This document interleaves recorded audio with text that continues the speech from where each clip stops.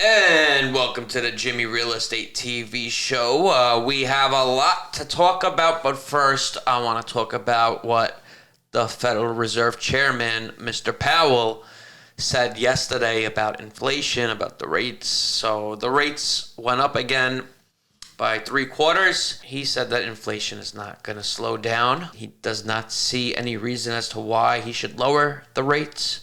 He said that they might slow down, but it doesn't mean that they're going to lower it.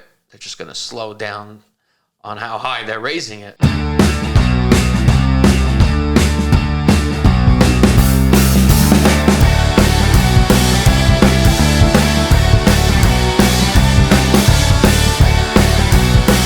So what does that mean for you? People in real estate, people looking to get into real estate, buyers, sellers, investors. It doesn't look good. That's the truth. It does not look good. So, for example, there was an article out actually today about Zillow. Zillow is predicting that their fourth quarter revenue is going to decline because there's a shortage of buyers. Now, who pays Zillow? Real estate agents. They pay Zillow, right, for the leads. If Zillow cannot provide those leads, real estate agents aren't going to pay Zillow. It's as simple as that. There haven't been many buyers out in the market from where I am, and I know across the country it's happening as well. There's not that many buyers out there.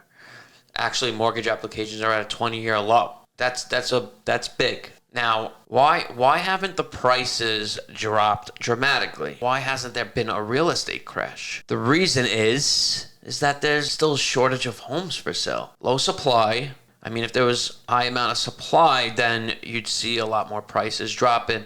However, for the sellers out there, people looking to sell their homes, or even real estate agents looking to sell somebody's home, I feel it's time to be realistic with the prices. A lot of sellers, they feel that because their neighbors or a family member or whatever sold at a high number when the rates were low, that they could do the same thing. That's not happening anymore. So if they do list, and this is from my experience of what I'm seeing, if they do list at a high price from when the prices were selling for back when the rates were low, they're not going to get any activity. None. Or they're not going to get any offers. And if they do get offers, they're going to get really low offers. So what I suggest is pricing it correctly according to today's market, and then the sellers could get the right price for their homes. A good way of doing it is checking on what the mortgages were back when rates were low for buyers, and then doing the same. Calculate what the mortgages would be now, compare the two, and then list the price to what the mortgages would be from when the rates were low. If that doesn't make any sense to you, you can reach out to me and I'll explain it to you.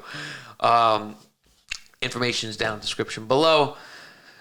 So that's one thing that I want to talk about. The other thing I wanted to talk about is I saw another article that said that it's a good time for buyers to buy when rates are over 7%. However, it was specifically talking about investors, where it's good for them to buy an investment property because they could raise the rent, because a lot of people don't want to buy now, so they're looking to rent instead. However, what they don't mention is that a good investment property, you have to put money into it in order to get a high rental value out of it. And the article is specifically targeting investors. Now, for investors, there are first-time investors out there. There are people that get mortgages. You'd have to put a minimum of 25% down. So some of you might not have that cash, that stream of cash coming in where you can put down all this money to renovate, to make it look nice, and to raise the rent on tenants. There's also an issue right now, and I'm seeing it a lot with multifamily properties, is that sellers don't want to evict their tenants. They don't want to remove their tenants because everything is backed up. So whoever's buying it has to buy it with tenants in there. And if the tenants are paying, then the rent is usually low than what the buyer can afford to pay the mortgage. It's just a lot of crazy stuff happening. And the article doesn't make any sense to me. If you are an investor, you have to find a property at a low price. You have to do your numbers right. You have to do them correctly, and it has to make sense. You have to check the rent. You have to do comps on the rent in the area that you're purchasing the home.